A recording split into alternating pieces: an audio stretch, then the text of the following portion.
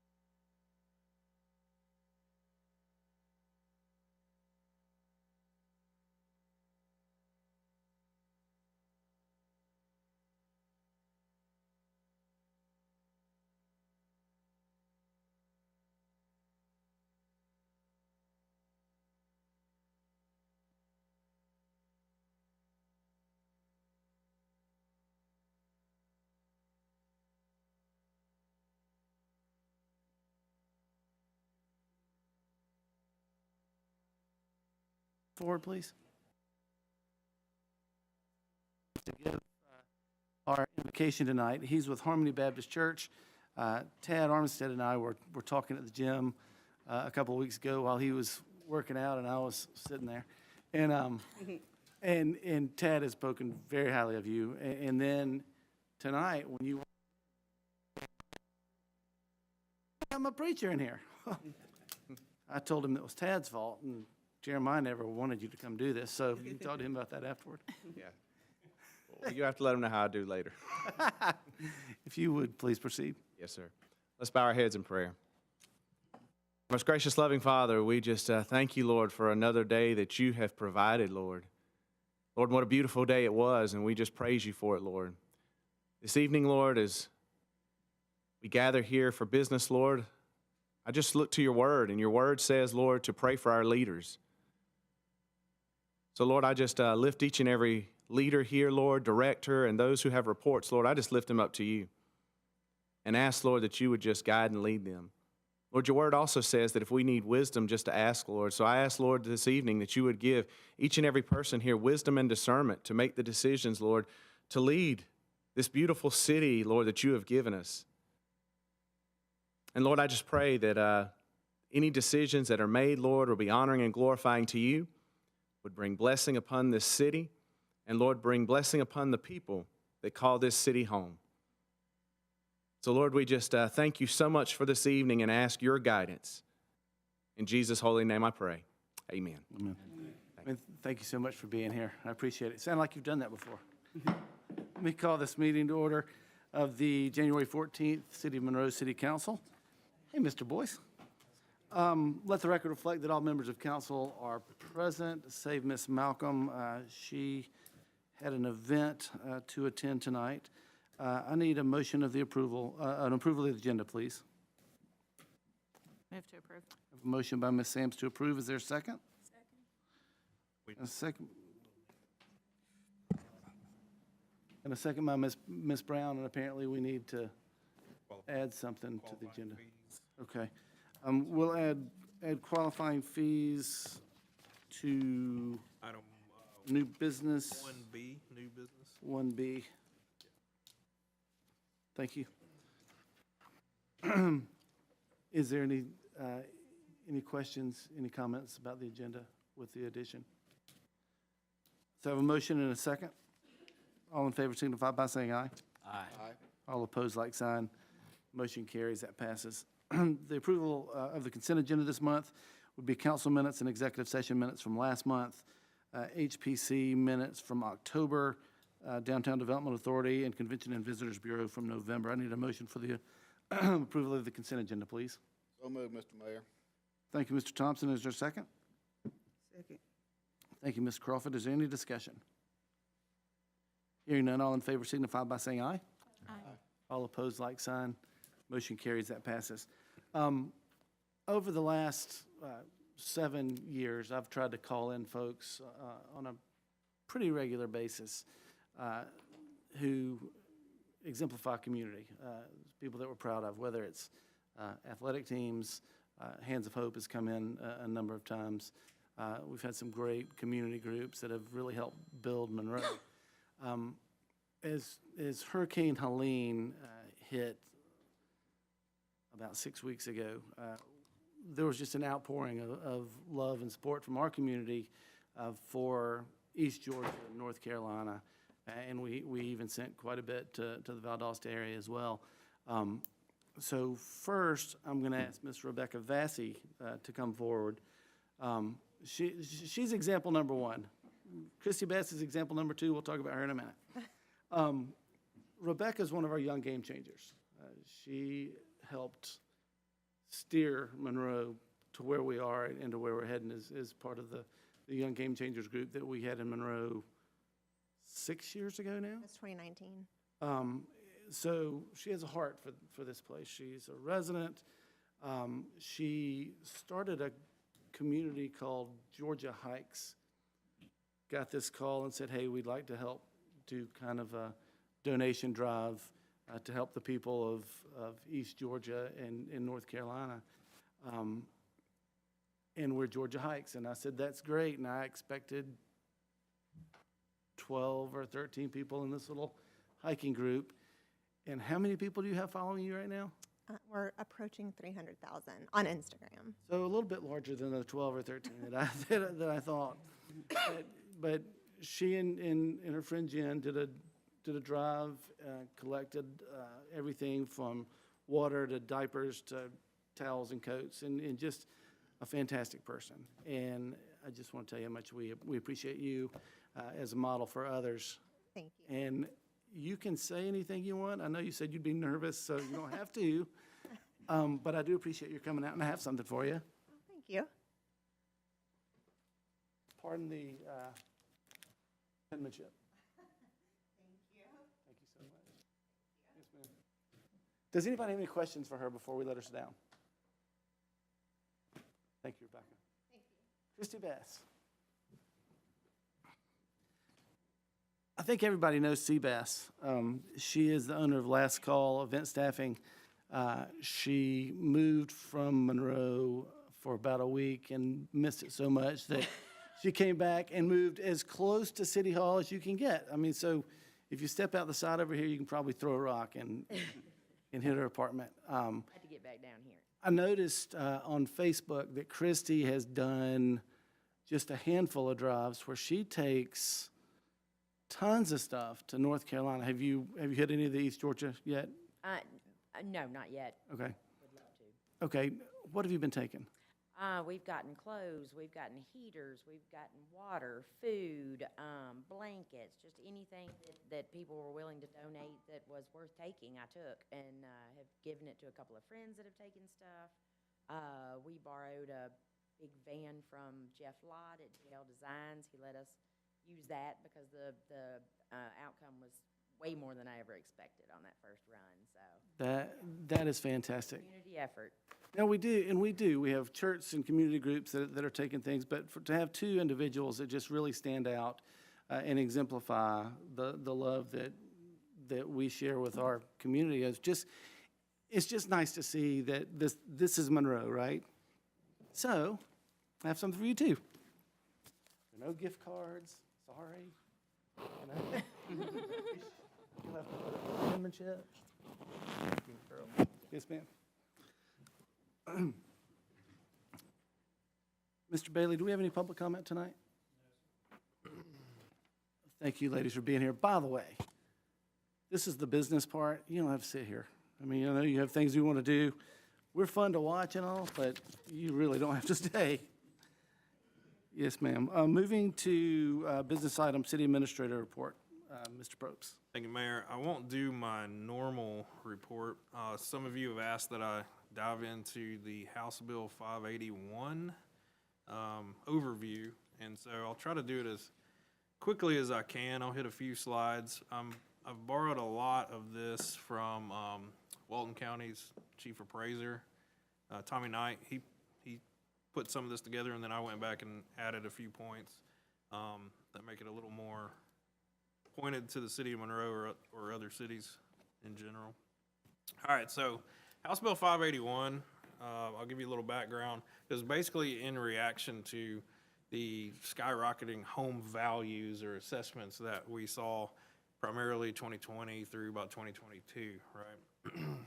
But the Gold Dome created I think it was pretty much a bipartisan piece of legislation to address how quickly they could go up. So what it does is place caps or limits on the assessed value of the homesteaded parcels. So essentially, they hope to use an index like a CPI. They have not stated what that'll be, but it'll probably be a state-based CPI. And it allows for only a maximum of a 3% home value increase per year. But, you know, if your CPI is 1.8%, you're just going to end up with a maximum reassessment of 1.8% that next year. The bill also provides for a possible floating local option sales tax, aka FLOST. So you hear that word a few times. And so the point of that sales tax was to be to recoup, for local governments to recoup some of their funding. One of the other provisions of the bill is that even if one city in Walton County, for instance, were to opt out, then everybody has to opt out. It's an all or none situation. There has been some confusion out there about how the county is structured. They already have a fixed homestead, so it is not going anywhere. It does not float like this bill. So in the eyes of HB 581, their homestead exemption is stronger than what HB 581 provides for. Therefore, they are opting out, or seem to be on the path to opt out, because that's just how the law is written. By them opting out, that does not then impact us, like in other counties where you might see some other counties opt out. A little bit of a unique provision there. So moving forward, each city, as well as the county, has that opt-out provision, but we have to have 3 public hearings, all right? So if you don't opt out, you're automatically in, right? And we have to complete these public hearings for the opt-out by March 1st of this year, so it's coming up quickly. One thing to note, that this does not mean that your property taxes will automatically go up if you opt out, okay? This is just home valuations. You still, as council, set millage rates based on the valuations. And for most of the last 20 years, we've done rollbacks. We didn't this past year, and then in 2019, we did not, due to a unique circumstance. But every other year, those millage rates have been rolled back because we have seen increases in those home values and total digest value. So one other thing that I wanted to put in there is it has no effect on the existing senior school tax exemptions, right? So you've already heard that the school system is opting out of HB 581. Well, it does not affect that existing exemption at all, okay? Moving forward, let's talk about that FLOST a little bit. So it's offered as a potential revenue replacement. The problem was that November 2024 referendum did not offer the ability to have the FLOST on the same ballot. So the voters voted yes, by and large, for the homestead exemption to come back before you, but it did not authorize the FLOST. So now, in order to have a FLOST, you would have to hold a separate referendum probably later this year. If we were to do a FLOST, that's if you opted in as well, we would have to do an intergovernmental agreement with Walton County and all the other cities. If you look back at what happened during the last agreement, IGA, with local option sales tax, we did not have the power as a city that the county did. Thereby, they were able to take more of our revenue. That's just a fact. So we would kind of be operating under the same rules and probably wouldn't see as great of a return or replacement value in that sales tax if we were to opt in, okay? And the school systems, by and large, opted out across the state, primarily because they were not even allowed to have their own FLOST either. So that was another reason you see a lot of boards of education opt out. So of interest here is, you know, this is just kind of my explanation of the bill. Do we have local control? You're somewhat ceding a lot of this local control and the ability to set your millage rate appropriately. You can still set millage rates, but it makes it a little bit harder when you're trying to balance the equity of your tax digest at large, right? So the state is now kind of throwing a big blanket over your ability to control how you need to operate in year to year and see things fit. So Monroe's initial cost, we calculated, would only be about $51,000 in year one. Doesn't sound dramatic, but I'll show you in the next slide how that compounds and can compound quickly. So in a decade, really, it could equal hundreds of thousands of dollars per year. One other thing to keep in mind is the tax loss burdens would dramatically start to shift from residential properties, homesteaded properties, to commercial properties, primarily mom and pop type businesses, and to renters. So rental properties would not have that luxury of the homestead. So you'll see a lot of upward rent pressure in a community like Monroe that we have a pretty large rental population. Just thinking about that local control, again, the city councils of the future will be placed in tougher positions to keep your funding tied to the service levels. So you're going to have to do a lot more advertising. You'll have to hold more public hearings in the future when you may need to increase your millage rate if the digest didn't grow as much as perhaps your population did, and you need more police or fire services, for instance. You're going to be put in those situations where you have to make up that millage rate differential, primarily, again, on your commercial and renter populations. Let's say over time, your home values will become largely out of sync with the actual values. So if you think about 20 years in the future, the home value can only move a maximum of 3%.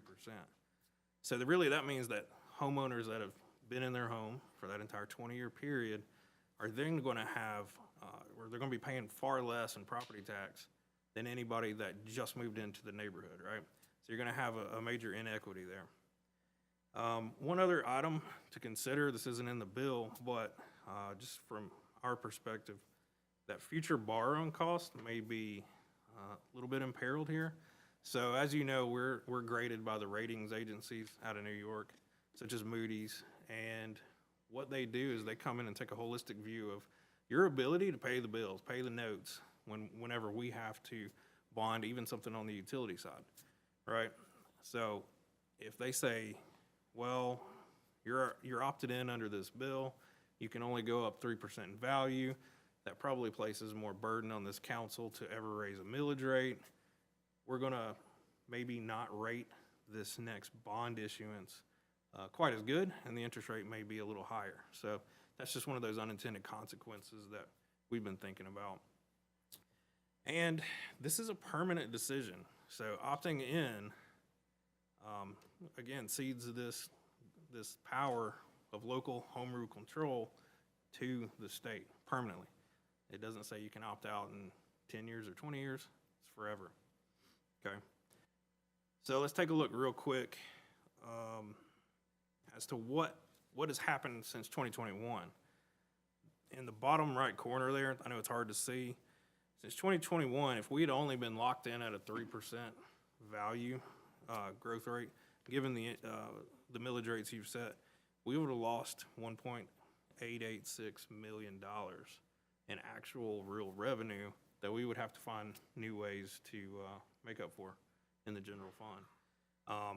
Folks, that's basically an entire department in the general fund. It doesn't mean that taxes are going to go up if you opt out. It only means that you have a better way to control your budget on a year-to-year basis.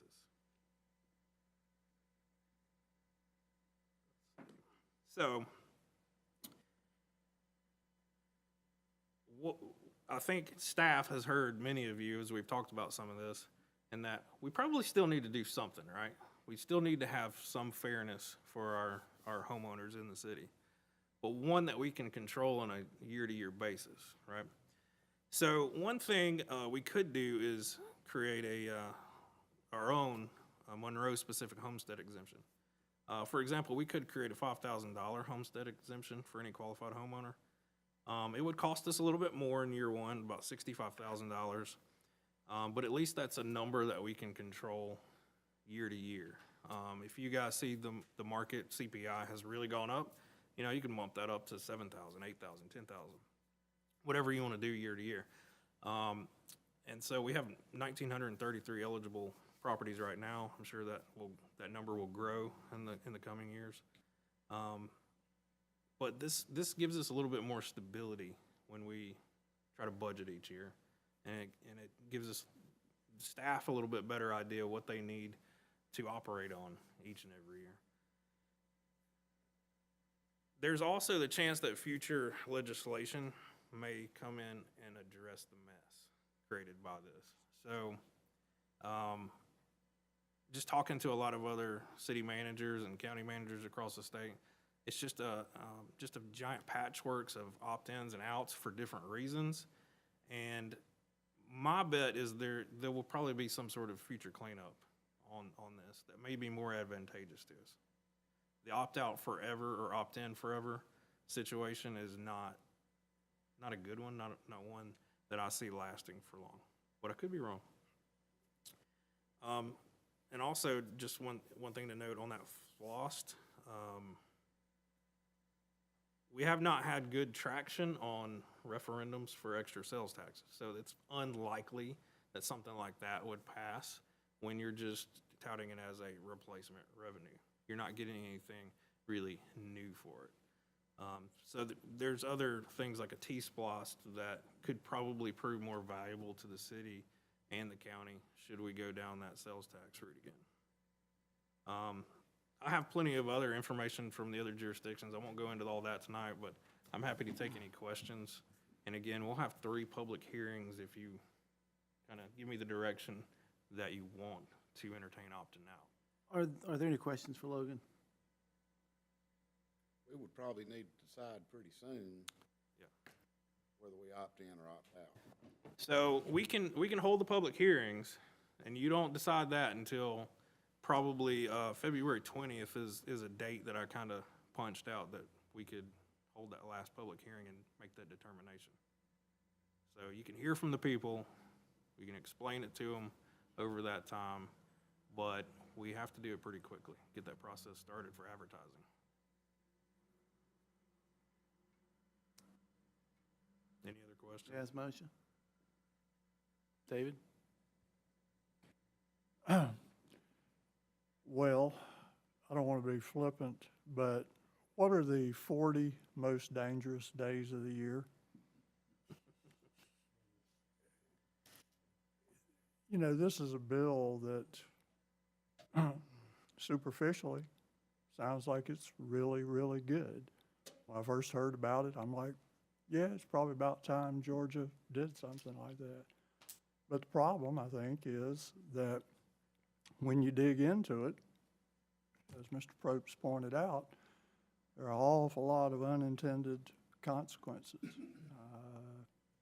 It was not well thought out, and I would hope that the legislature is going to revisit it and make some corrections. I think it's a very dangerous road to go down in terms of opting in. The other thing is that it does take away from your local power and local responsibility. And I see it as another move toward, let's just centralize everything, either with the state or with the federal government. Why let the local people make the decisions? Let's just let some higher up somewhere make them. So I just think it's very problematic. Thank you. Tyler? Yeah, I agree with a lot of what David said. This bill's concerned me for a long time, as many of you know. And that mainly comes from the fact that taxation is one of the main things that your representatives are sent to decide about. It's one of the major powers of the government, and it's something that if the people aren't allowed to make the decision on who represents them and what that looks like, no matter who they elect, that's going to be bad for our community no matter what way you look at it. And if we're not able to fund the level of services and the people that we employ, that's not going to do anything but hurt our citizens. And again, I think it was excellent to say that superficially on the surface, it looks like, well, I'm not going to have to pay this, so that's better for me. But I don't believe that either this council or the people who have worked tirelessly for this city have mismanaged funds, and I don't think that you're going to find that anytime soon. And I don't think that viewing it in such a way as we need to reduce this is accurate for the city government. And so I hope that we will have the chance and the ability to work with our citizens to explain to them what happens if we get stuck in a certain threshold for the funds that we can help them with. The day I got elected was the day I understood how important taxes were. And I was like, how do we pay for all this? And I was like, oh, right. And so I think that once you realize that just like anything that you have to keep the lights on, you have to be very careful about what you spend and how you spend and make sure that your revenue keeps coming in. Not excessively, but as it should be. And the state has no way to accurately control that for each community. And so that's why we sit here and make those decisions. So again, I think it's important that we opt out because I think it's what's best for the city. Thank you, sir. Ms. Brown? Well, I agree with both Tyler and David. You know, it looked good on the outside, but once you start reading and digging in, you got a whole different perspective. So I'm in agreement with David and Tyler on this one. Thank you. Julie? Ditto, I'm in agreement with these guys too. I think it's important to keep we know our community best here. We know the needs of our community, and I think it's important to keep those decisions here locally, so that we can be sure that we have the funds to provide the services that we do. I think it's important that we educate our citizens on why we're opting out, because I think a lot of people, on the surface, they're like, oh, wow, this is great. But I think that coming up with our own homestead exemption is going to be important because that's what people want. They want some sort of assistance and aid with their property taxes.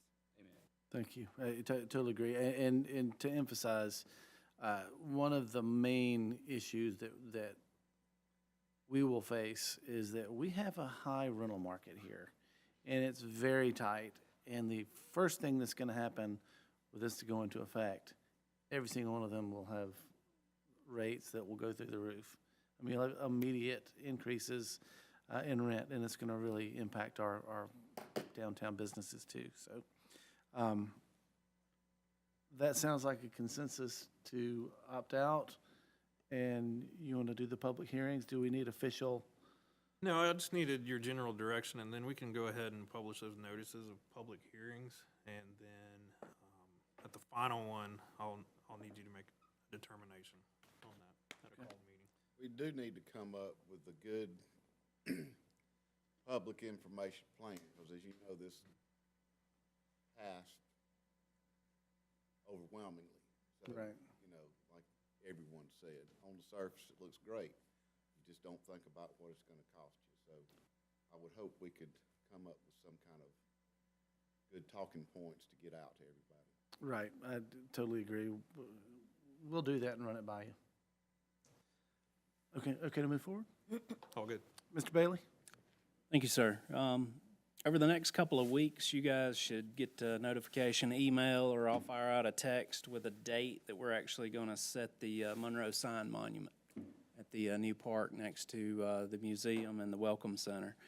I'm working with IMEC, and we're trying to kind of pay attention to weather and what it's going to do so people can actually enjoy being there and not freeze while they're watching it. Also, along with the weather, we have a T-hanger project that is nearing completion. We are to the point of grading, and then we'll get to asphalt when weather and temperatures cooperate with us at the airport. That's been something that's much needed, and we're fortunate that we have private third parties that are willing to actually come out and invest and build T-hangers. Our taxiway project that was discussed over the last year was closed out with the Department of Transportation in the last, I guess it was the week before last, over the holidays. TAP grants, we've talked about monthly. I've actually got one before you tonight on the agenda for a request for approval, and then you should see, as I've stated before, the bid for Lumpkin, Highland, and Broad go out this month. I actually spoke with Keckenwood around about 4 o'clock this afternoon, and they're finalizing the details of that bid. The hotel RFQ is out currently. It went live January 6th, closes April 3rd. I know Mr. Wilson will speak more to that when he gets to his report, but we've had some interest already kind of hit us. And then as far as downtown goes, our 20th annual car show is fast approaching. March 15th, we look to have the biggest, best one that we've had ever, and that's saying something. I know Sandy and her staff and myself and everyone, we're working diligently to try to get that to completion so we can kind of coast into things. If you have seen our year's event schedule, you'll notice that the Crepe Myrtle Festival is actually coming back to town this year in June, and then the Farm to Table's coming back. We'll actually hold that on the town green this year in October, so that'll be fun to have that back. This morning, we had our first downtown business owners meeting of 2025, and it was well attended. I was very proud to see the number of businesses that actually came out, and staff worked hard to get that situated and present a lot of things and a lot of discussions for the year ahead. And then the other thing I had is, if you'll notice, social media this past week and then this week, we have a lot of 2024 highlights from different departments. And last week, we had Public Works, we had Utilities. Monday, we had the airport. Today was Police. Tomorrow will be Finance.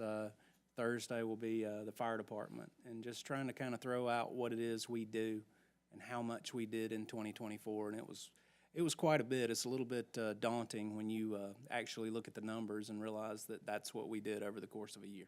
So I'll be glad to take any questions. Thank you, Mr. Bailey. Are there any questions for Chris? I believe last year, Sandy, was that, you'd been hired for maybe a week when we had the car show? All right. Your turn. Good luck with that. I am all for that. Okay, moving to department reports. Mr. Croy, Central Services. Yeah, and I kind of not? rolled over everything that kind of included his. He's out tonight. Thank you. I noticed there was a blank seat as soon as I said his name. Mr. Calendar, Code. Thank you, Mayor. I'll try to be brief. Just to give the City Council an update on the Planning Commission from last month, there was no meeting, so there's no actionable items tonight for council. But we do have a meeting in January for one de-annexation request. It's for a property out on 78, a large-size tract that's just west of the city. I did want to brief the council on some residential construction that is ongoing in the city. Some projects are getting near completion, and I'm sure some of y'all are aware if you do right around the city. The project on Vine Street, the Vines of Monroe, I would estimate that it's about 2/3 complete. That represents approximately 220 dwelling units. They are in conversation with us about submitting a Phase 1 final plat, and I do expect to see that here in the next few months, so the council will be seeing a final plat on that pretty soon. The Jacks Creek Apartments out on Highway 78, I do expect to see that project completed in the next 2 or 3 months. So they're very near completion. They have almost finished the last 2 buildings, and they may actually wrap it up sooner rather than later. So in the next month, they may actually be complete and asking for certificates of occupancy on their project and getting it completed so they can start renting out apartments. The project on Alcovey Street, Hambrick Station, that's been there for quite some time. I believe they've started development this past week. There's been an LDP issued on that one for quite some time. And then River Point, some of y'all may be familiar, Cedar Ridge Road. It's been ongoing development now for a past year. They're getting very near submittal of their Phase 1 final plat, but they have done the development on the entire project, and they're getting very close. We're also in a pre-application discussion with them of submitting their final plat. They're eager to submit theirs within the next week or 2, so City Council should expect to see a final plat application from them in the coming months. And then the active projects that we have in the city, River's Edge, as y'all remember last year that was final platted, hasn't submitted any building permits, but it is obviously active in the city. That was 105 lots. And Brooklyn Commons, I did want to mention to the council, that was platted by this council back in October. That was developed by McKinley Homes, but that was transferred to D.R. Horton. As far as the city's concerned, it was official notification. The bond transfer occurred last week. And that paperwork was given to the city, and it was given over to D.R. Horton. That represented 142 lots. We've been in some pre-application discussion for various projects that involve the new form-based code, some small infill lots, and I've already subdivided a few properties in the core of the city that are beneficiaries of the new form-based code, so that's a good thing, and one project that would possibly come from that. And then the permits are pretty much on average than on normal for the code office. That's pretty much all that I have. Thank you. Thank you. Are there any questions for Mr. Calendar? Thank you, Brad. Mr. Wilson, Economic Development. Good evening. So I won't spend too much time on the hotel RFQ. Chris covered most of that as far as the dates are concerned. I will mention in the report the link is there, so if anybody wants that or wants to take a look at it, you can go directly to it or you can search for it. pretty easily just Googling it. But we do have, at this point, we had about 4, I think is what's come in. I haven't seen the total for sure. Folks that have expressed interest. I think one that has actually followed the rules and the procedure for it and sent in that to Chris Croy already. So we've got that part, at least one of them in, and I think there's one more that's pretty serious and a couple that not sure just yet. So, but again, still open until April the 3rd, 2 o'clock, and will remain so until then. We've got 2 ads that we're announcing that in the Tribune the last 2 Sundays, and the last one will be this Sunday on the 19th, and then that'll close out the ad for it. So. As far as the Facebook page and social media, so we currently are at 1,300 plus followers, which is up right at about 87%. It's the biggest uptick we've had month to month. Just over this last month, it was kind of weird in December, being fairly slow for most things, but we got a lot of new and additional followers, doing a couple of different things with the page too, but the growth was good to see. And 6 posts for December, which is pretty normal for, for properties and for promotions. Lastly, the business activity downtown. So we had 9 license additions, and then we had one of those was in the DDA, and there were 4 deletions. One of those, again, was in the DDA. And then for the year, we had 103 added as far as new businesses added or new licenses issued, and minus 100. So it was plus 3 for the year there. And then for the DDA, it was plus 27 and minus 26, so plus 1 for the year there. So that's all I've got. If you have any questions. Thank you. Are there any questions, Mr. Wilson? Did you want to introduce your intern? Yeah, I can. We told him he had to make a speech, but I don't know if I want to do that. We've got Graydon here. You stand up if you want to. I'm not going to make you talk if you don't want.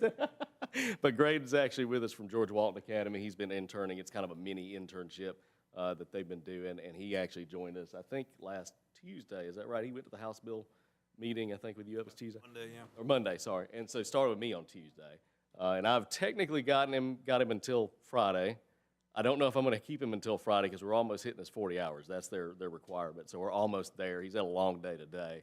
He may help me out on Thursday or Friday doing something for Greg over here. But beyond that, I think he's had a pretty good experience. Got to see a little bit of the town and some of the things that we do day to day and trying to, locate properties and help people out. And he's been this meeting, the DDA meeting, Convention of Visitors Bureau. He's also at the business owners meeting this morning. So getting a well-rounded experience, I think. Awesome. Great, and thank you for participating. Thank you all. Yes, sir, thank you. Ms. Thompson, Finance? Thank you, Mayor. You have the November report in front of you. I'll be glad to answer any questions. I won't dive into the numbers of that. Just a couple highlights. We were moving into our busiest time of the year in finance. We're going into the annual audit season. We are engaged with Malden and Jenkins again this year. I started working on preliminary information the last week of December, and that will run through about March. Malden Jenkins team will be here to conduct their field work starting February 10th, and they'll be here for about 2 weeks doing that. Leading up to that and after that, we'll do all of our file sharing on their platform that they do. So most of it now is electronic, even though they're not here physically, only here for 2 weeks. All the other goes home electronically between us. We did just roll out a new timekeeping system for all our employees. I know they're all tired of hearing about me about their time, but we got it all done today, and they will get their payment this week for working the last 2 weeks. So I'm glad to hang my hat on that and get that behind us until next 2 weeks. But that was a big project. Glad we got that one done. We got a couple other projects, a Tantalus AMI that I'm working with Mr. Middlebrooks and Mr. McGuire on. We're still in the midst of all that. And the AP automation that I mentioned, we're going to put that on the back burner because of some changes that we're going through in the finance team. So we'll probably roll that out mid-year.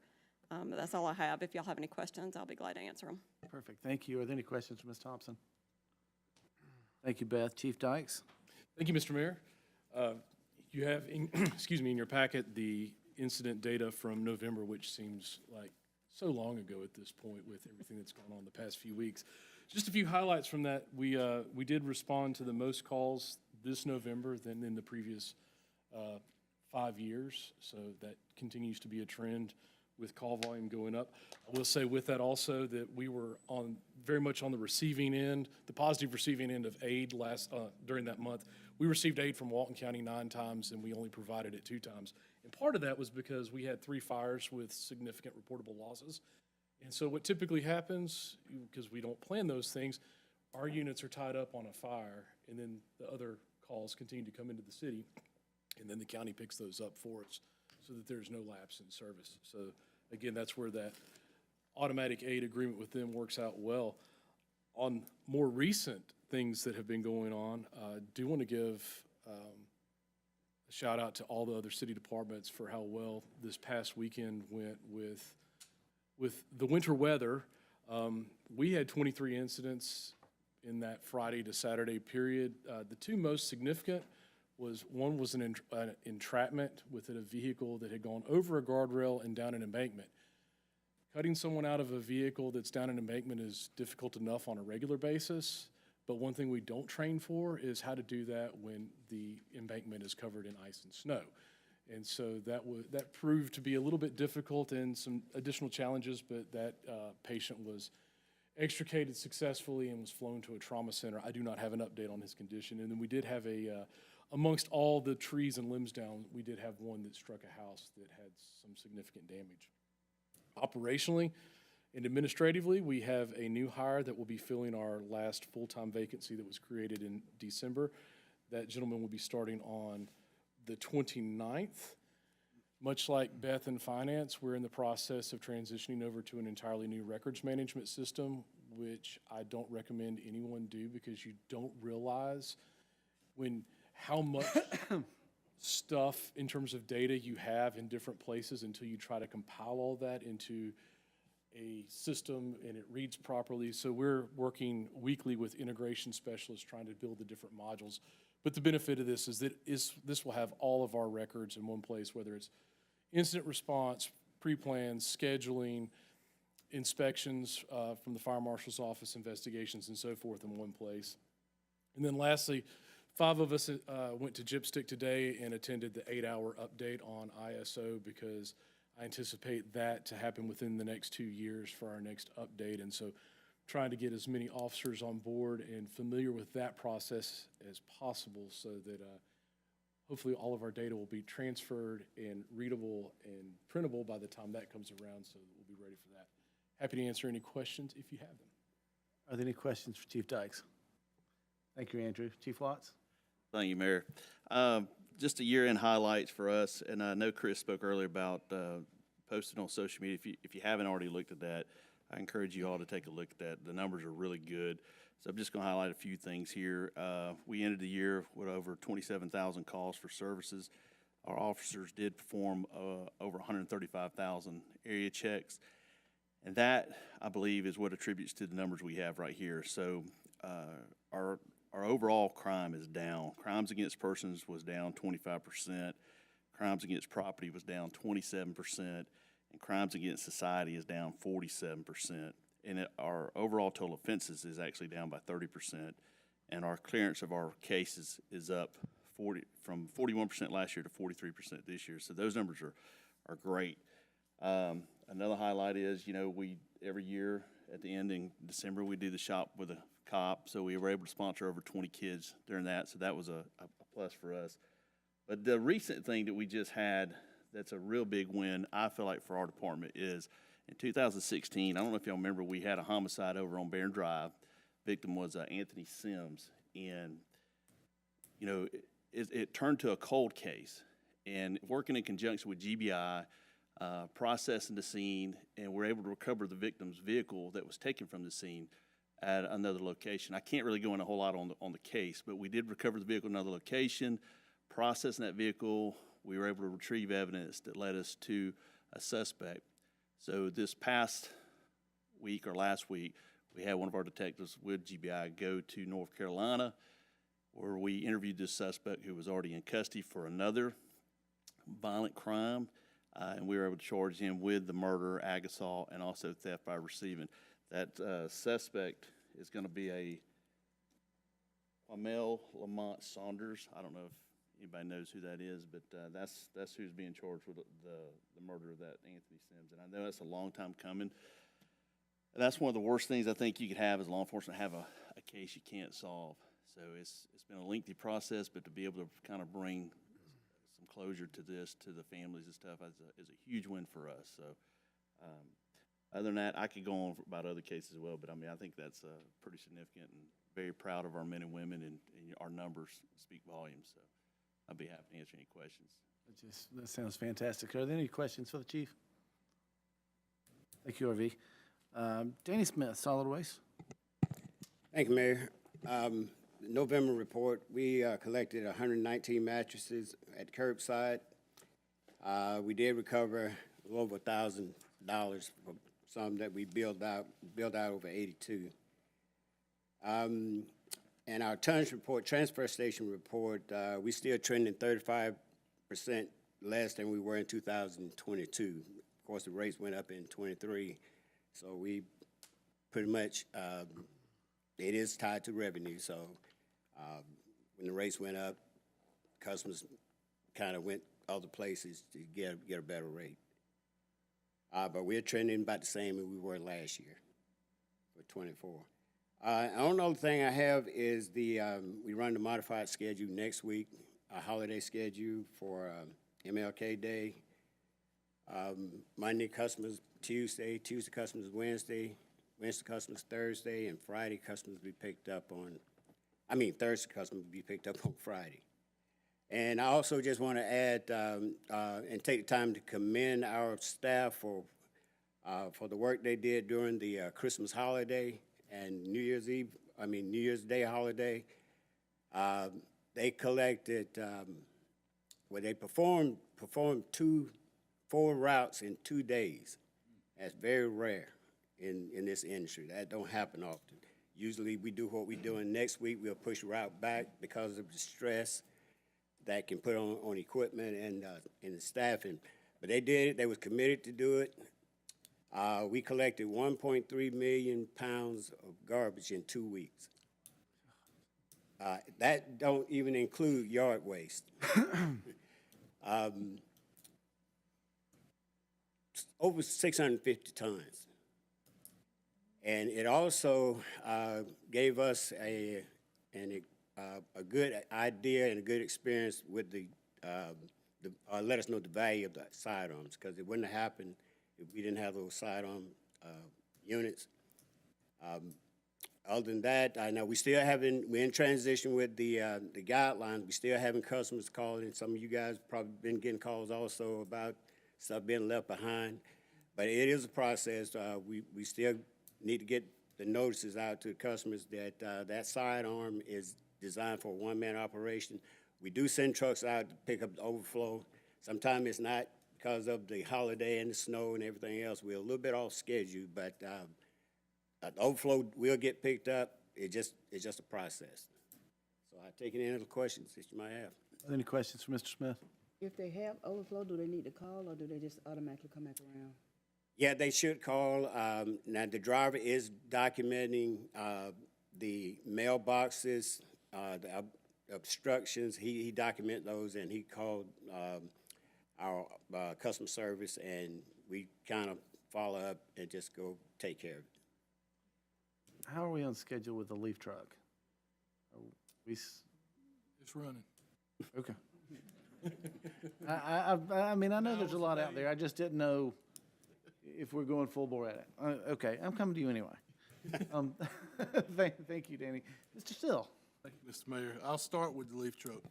It runs 40 to 60 hours a week, every week, and it will through February? End of February. They're running, actually, the staff allows a truck and the leaf wagon. So it's getting double teamed for 40 to 60, sometimes, 5 to 7 days a week sometimes. So they're out and about. Unless there's any questions about the report, I'll just highlight what we have going on currently. Last time we were doing this, I mentioned the words winter maintenance, not knowing that would entail what it did last week. So I'm not going to say we're doing that, although we're working on cold weather stuff. I would like to highlight the fact that it's times like Friday and Friday night and Saturday that I think our city's at its finest. collaboration with multiple departments, and minimal issue throughout that span. As fast as that stuff dumped on us, it could have been really bad, and we were fortunate with some weather events. I'm a firm believer of we get what we need when we need it. About lunchtime Friday when it started raining, we needed the rain bad to get rid of a lot of that stuff. But once it started, we were able to clear all the collector streets, some of the secondary streets, within a matter of hours, and it really made a difference overnight with those freezing temps into that next day and even into Sunday. So we went around the clock for a couple of days, and it paid off as far as securing our infrastructure and the safety of it. So I'm sure none of my guys are watching, but if they are, good job publicly. Don't get to brag on them too often, but they did a great job there. And while doing so, it showed some spots that we need some improvement on, so our winter maintenance plan changed a little bit. It's going to make us more efficient. Hopefully not a week from today when they're calling for some other stuff, but if it does come, we'll be ready. And I'll be glad to take any questions. Thank you. Are there any questions for Mr. Still? Thank you, Jeremiah. Mr. McGuire? Thank you, Mayor. Well, 2024 is wrapped up. You'll notice in the report for last month, usually we list down the areas that we've turned up infrastructure that's been in place for a while and got spliced up to make available for customers. And if you notice looking in the report, it looks a little blank. And mostly due to the holidays, a lot of our contractors took some time off during the holidays. But one thing I did note in there that we did end up having is we had a lot of infrastructure damage for the month of December, just random things, squirrel shoes, trucks tearing stuff down, and apartment complexes that we're working with find out that things were put in the wrong spot, and so we had to go back and redo it for whatever the reason. So a lot of our time last month was ate up with damage repairs and things that we had to do. But even with that in hand, we still maintain a regular install schedule that we had. We still ended up with 125 completed fiber installations. We're officially over the 60/40 threshold now. So while it might look like nothing got done from an infrastructure standpoint, rest assured we were pretty busy. And that got me thinking, for 2024, I wanted to see just, where did we spend our time and what were we doing? So I actually polled all of the work orders for the telecom department in 2024 to take a look. And we did 8,159 work orders for the year of 2024. If you break that down into business days, that's about 32 work orders a day. And some of those work orders can take an hour and a half to do, just depending on the severity of what's going on. I would say it was 76% of those were handled by us, the city. So only 24% of those were really handled by contractors, and my contracting crews, all they're doing is installations. They're not really doing trouble tickets. They're not doing really repairs. So when I really got looking at the work order load that the city, our staff actually does, 60% of those 8,000 work orders that we had were handled directly by us. And of those 60%, excuse me, let me take that back. 76% we did. Of those work orders that we did, 60% of those were just trouble ticket related only. So that's not new installations or disconnects. It's 60%. So that's close to just about every truck roll that we do on a given day. A large majority of them are trouble tickets. Now you might think, wow, 6%, that's high. That's terrible. That looks bad. When you break down the resolves, because I'm the type of guy who keeps track of this type of stuff, less than a third of those were really issues that were legitimately our problems.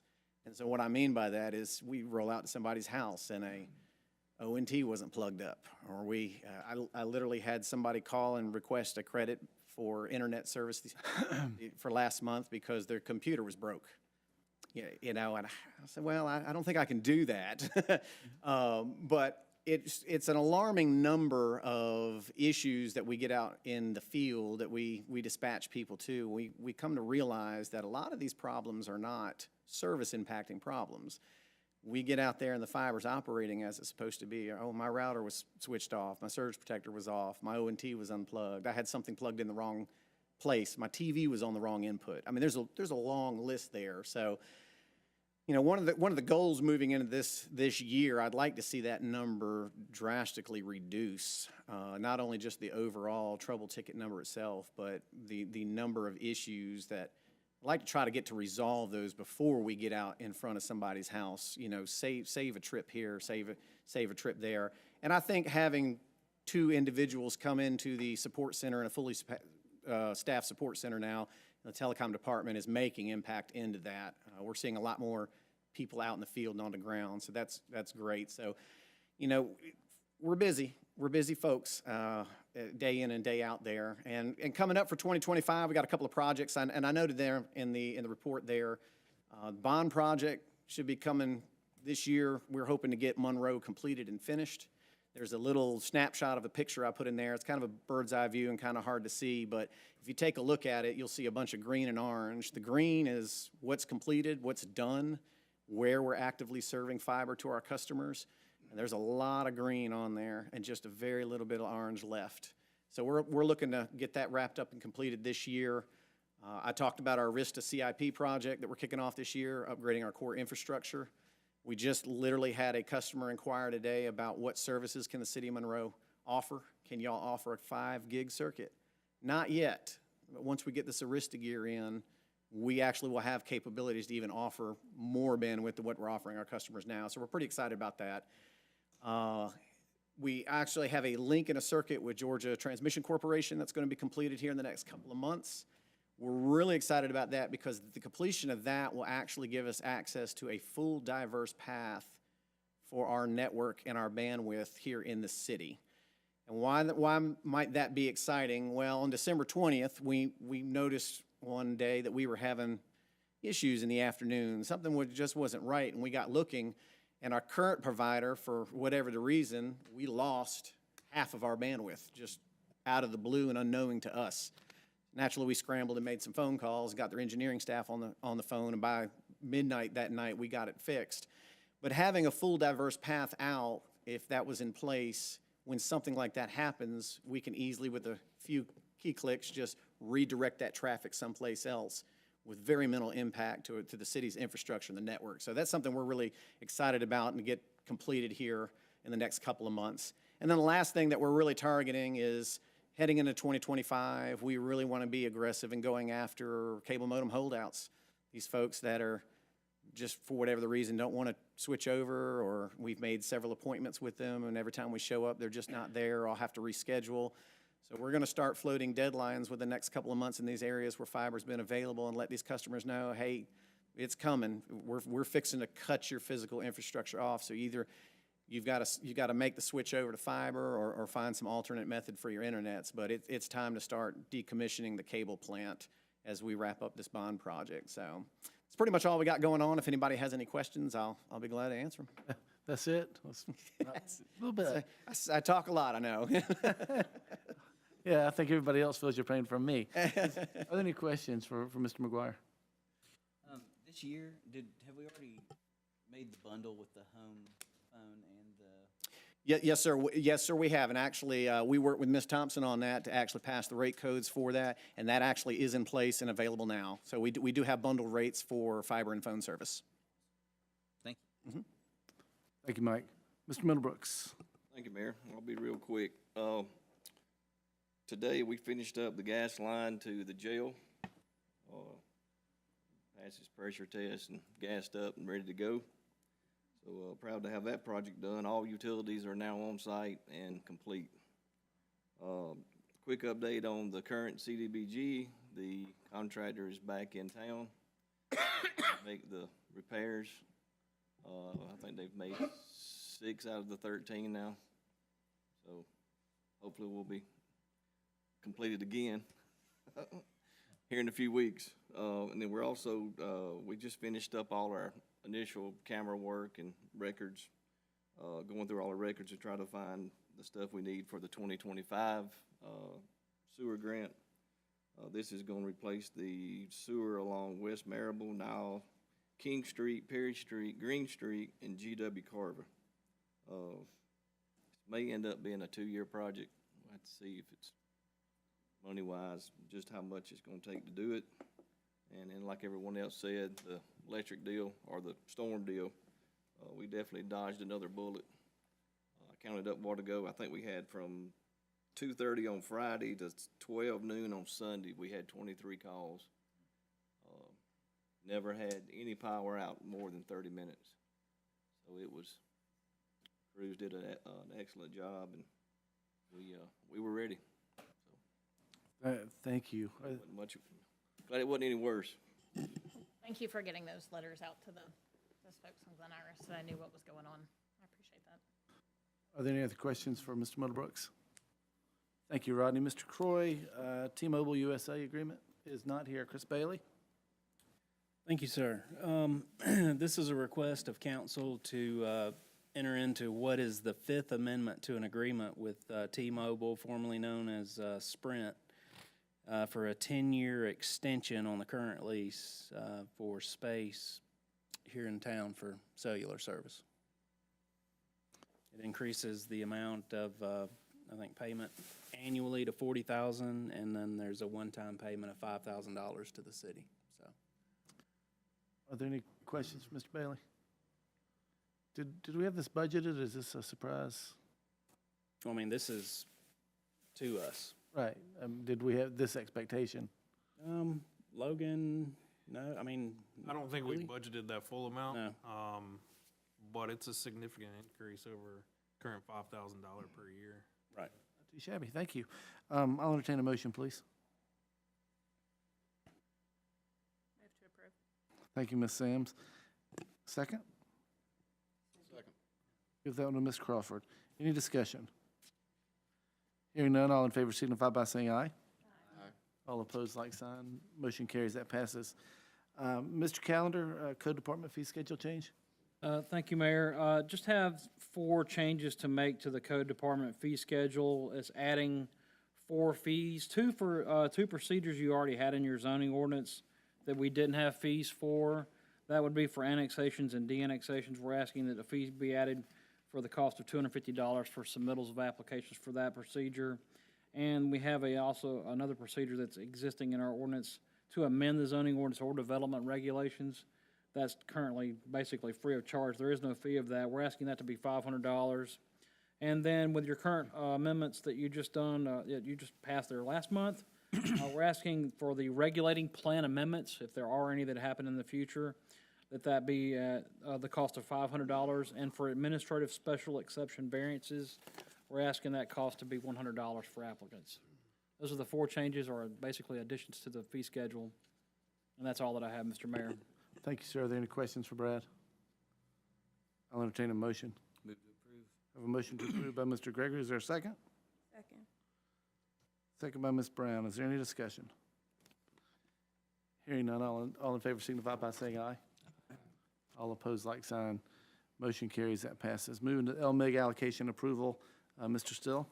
Thank you, Mr. Mayor. What you have in front of you is the 2025 application for the LMIG program. That's our annual paving program.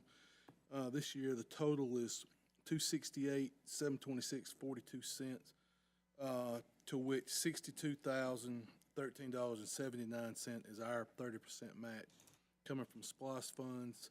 The project this year will include deep patching, milling, overlay and striping on Sorrel Street and East Marable. Almost 2 miles. Pretty good bang for the buck. Be glad to take any questions. Thank you. Are there any questions for Jeremiah? Hearing none, I'll entertain a motion. Move to approve. I have a motion to approve by Mr. Boyce. Is there a second? Second. Second by Ms. Crawford. Is there any discussion? Hearing none, all in favor signify by saying aye. Aye. All opposed, like sign. Motion carries. Mr. Bailey, TAP grant proposal. Thank you, sir. This is a request for approval of the fee proposal from Thomas and Hutton engineering firm for the TAP grant that we have planned for Davis, Madison, and Mears. It's not to exceed $320,238.60, and it's that entire block that's over on adjacent the town green on the back side of it. and it's for streetscapes, lighting, everything that's tied to the DOT grant. Awesome. Thank you, Chris. Are there any questions? Mr. Bailey? Hearing none, I'll entertain a motion. Move to approve. Motion to approve by Mr. Dickinson. Is there a second? Second by Mr. Gregory. Is there any discussion? Hearing none, all in favor signify by saying aye. Aye. All opposed, like sign. Motion carries, that passes. Moving to new business for the election of the vice mayor. I spoke with Ms. Malcolm this afternoon. She said she'd be more than happy to serve another term. I'll entertain a motion. I'll make that motion, Mr. Mayor. I have a motion to, for Ms. Malcolm to remain as vice mayor for the 2025 year. Is there a second? Second by Ms. Brown. Is there any discussion? All in favor signify by saying aye. Aye. All opposed, like sign. Motion carries, that passes. Moving to the approval of 2025 qualifying fees. Mr. Probst. Thank you, Mayor. According to our code and Georgia State Code, we need to set our 2025 election qualifying fees before February 1, so we can get the notices out to the newspaper and to Walton County Elections Office. So what we're going to do for districts 3, 6, and 8 this year is $288. That'll be the qualifying fee based on the current salaries, and for the office of mayor, $432 based on that current salary. Thank you. Are there any questions for Logan? Hearing none, all in favor, how about this? I need a motion. Move to approve.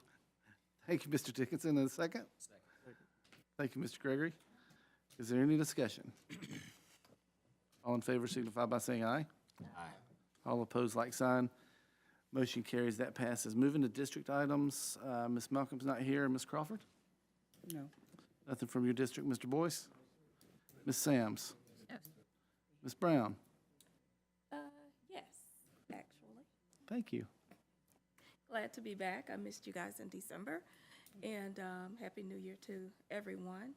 And really what I want to say is thank you to the City of Monroe Police Department for that cold case that they solved. Mr. Sims was a friend of mine. I'm sorry. And it meant a lot to get that call to say that that case has been solved and it's closed, and about a lot of closure for all of us. I also want to publicly acknowledge Chief Glass for keeping me in the loop for all of these years to let me know that, you know, it was being worked on. So thank you so much for your work and what you do and your dedication, and I really appreciate it. Thank you, Ms. Brown. Mr. Gregory? I just want to say thanks to everybody for keeping the lights on, keeping the streets clear. I appreciate y'all. And having 2 babies changes that situation a lot. You certainly want that to happen a lot more than you did when you were young and single. I'm just sitting there like, God, please keep these lights on. You know? And I appreciate the fact that God has y'all in place taking care of that. I really do. And I reached out to a couple of you. I didn't get to everybody. I do appreciate everybody, and I know that you guys are there. And I really do appreciate that how hard y'all all work to make sure that we're taken care of. So I really appreciate it. Thank you very much. Thank you, Mr. Gregory. Mr. Thompson? Just want to thank the good Lord for the pretty snow and everybody that had to work in it for the city. Saw Rodney's crew out and just, you know, excellent job with public service. Everybody just, we appreciate it on our end, and can't say enough about you guys of what y'all do. Thank you, Mr. Thompson. Mr. Dickinson? I think Mr. Thompson said it all for me. I really love this city. I love the people that work for it. This is just a wonderful place to be, and I'm glad I'm here. Thank you, Mr. Dickinson. My turn, and I'll be very quick, Maisha. We have 2 young ladies from Leadership Walton in the back that came and sat through this. I think we all give them a hand. Natalie and Tracy, thank you for being here. We have the retreat on the 30th. Legislative breakfast is January 27th at the Omni Right. That's during GMA. I have talked to 2 of the 3 of our delegation and they expect to join. So if you can make it, I'd love to have you. And again, I'm, as ever, amazed at every single one of the people on our team for making it through the snow so professionally and efficiently and safely. So thank you so much. I need a motion to adjourn, please. So moved. I have a motion to adjourn by Mr. Thompson, a second by Ms. Crawford. All in favor, signify by saying aye. Aye. All opposed, like sign. Motion carries. That passes. Thank you, everybody.